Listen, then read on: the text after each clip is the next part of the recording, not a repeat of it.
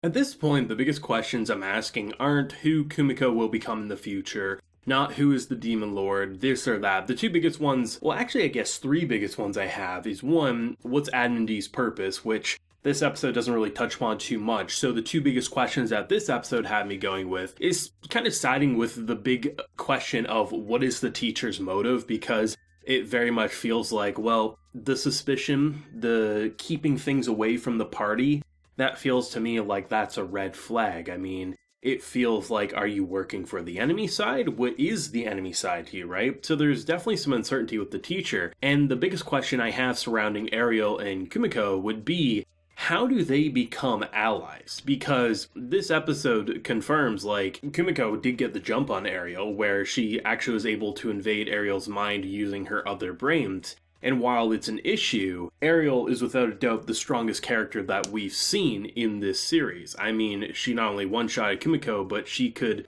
literally make every spider and pretty much every creature bend to her will. And based on the destruction we saw her minions do in the present timeline, where you had the one older mage actually, was able to hold off the initial assault, but the queen was causing ruckus pretty much everywhere else. We have the girl in white who actually one-shotted seemingly Shun's older brother's party, which is why we ended up with a new hero. It feels to me like the disadvantage of Kumiko is big, but there also is the advantage that until her soul's destroyed, she's always going to be a nuisance, right? So how do you deal with this? Because Kumiko recognizes that she has an ability that could destroy her soul. Destroy the soul, it's game over. So where are we going to go here? Because while you know damn well Kumiko can't defeat her, right? There's no possible way. What would cause Ariel to not destroy her?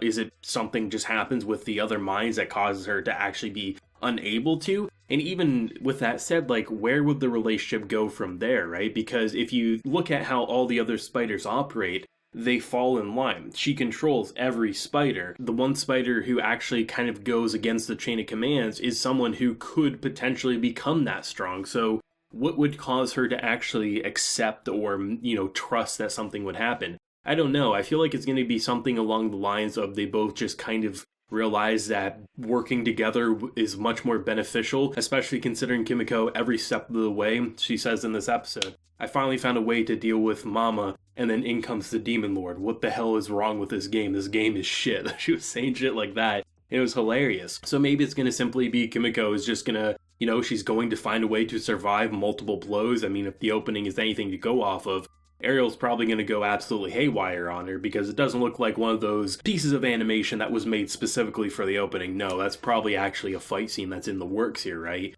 So that's going to be fascinating, but I like how the episode starts off with just so much like reconfirming everything that I was like going off of. This episode would have had the perfect opportunity to say Kumiko ends up controlling Ariel had they not had the intro of the episode. Because the intro of the episode has Ariel saying, there was actually one spider who was a little rebellious, and then it pans over to the character who I keep saying, like, that's the color palette that Kumiko has, right? So she's like, oh, so this is clearly the same Demon Lord 15 years in the future. Had they not had that beginning of the episode, we would have been able to say, oh wait, the fact that she was actually able to use her other parallel minds to invade the Demon Lord, that means she's going to control her. But they had the intro of the episode, so it just kind of moves that away, and I think that's intentional. Now, I'm not sure how true this is, but I've had people tell me that when you read the light novel, a lot of the mysteries that the anime has, that has been obviously over these 17 episodes, you pretty much know where to look almost immediately, but there's different mysteries that the light novel has that you kind of go over. I'm not sure how true that is,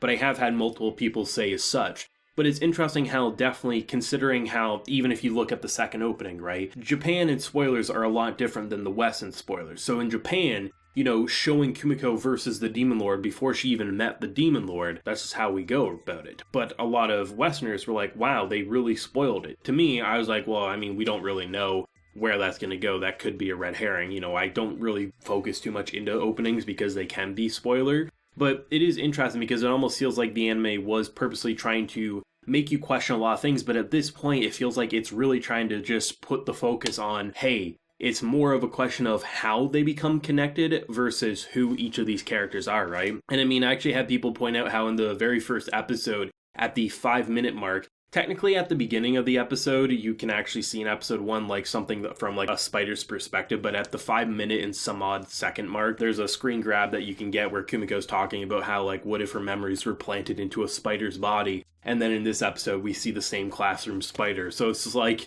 you know, everything's just falling into place in such a well-constructed way that I'm really enjoying it. And for an episode that was actually dominated by the hero's party, I personally really enjoyed it. Now, I guess that's an unpopular opinion in the Spider fandom because people just hate Hsieh and his party. For me personally, I think it's a very fascinating side to follow, especially considering that a lot of the mysteries of the present day timeline come from their perspectives, and the fact that Hsieh's actually using a lot of abilities that seem very hero-like, from the revival to literally a holy sword beam of light. Everything about their side is very interesting, especially considering, you know, you get the confirmation that the nature of the cave spelunking, right? You know, if you saw a spider's web, you burn them because they're dangerous, you get caught up, you can't do anything. But because of Kumiko's actions in the past, the natural reaction now is you leave spider webs alone and you run for the hills, right? It's interesting to see how much she literally changed the game, and how her leaving and going to these different floors and changing this hierarchy really caused a disruptive flow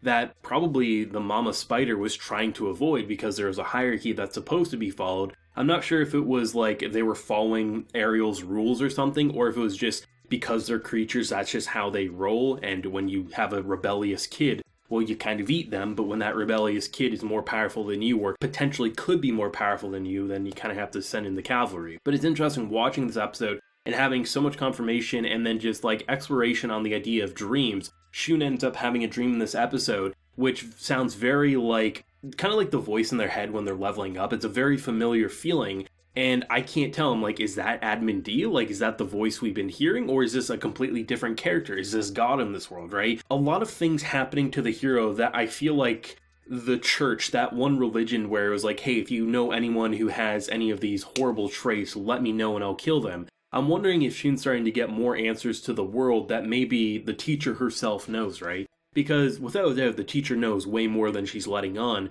But I also, for whatever reason, don't want to fully say she's trying to betray everyone, right? Because there's got to be something a bit more happening here, because we get the confirmation that this is the beginning of the end of the world, essentially. And what would that cause, right? So there's got to be a reason why certain characters are keeping information from characters that we've actively seen the elf teacher save. We've seen her save Hsieh and his party. So why would you keep information? Can she not do, right? There's a lot of different questions that are starting to brew in the last chunk of this anime, and I think that's what makes it so fascinating, is watching all this take place while having some of the biggest questions that were around for more than a dozen episodes more or less kind of be like, okay, we're no longer really supposed to put too much focus on this. We're putting focus because we don't know how they come to some sort of an agreement. If it's blackmail, if it's a gun to the head, does Ariel or even Kumiko have an ability checkmate in a way that we don't see coming? But then you have all the uncertainty about the world seemingly ending, the demon army's plan to begin with, like why are they attacking humans?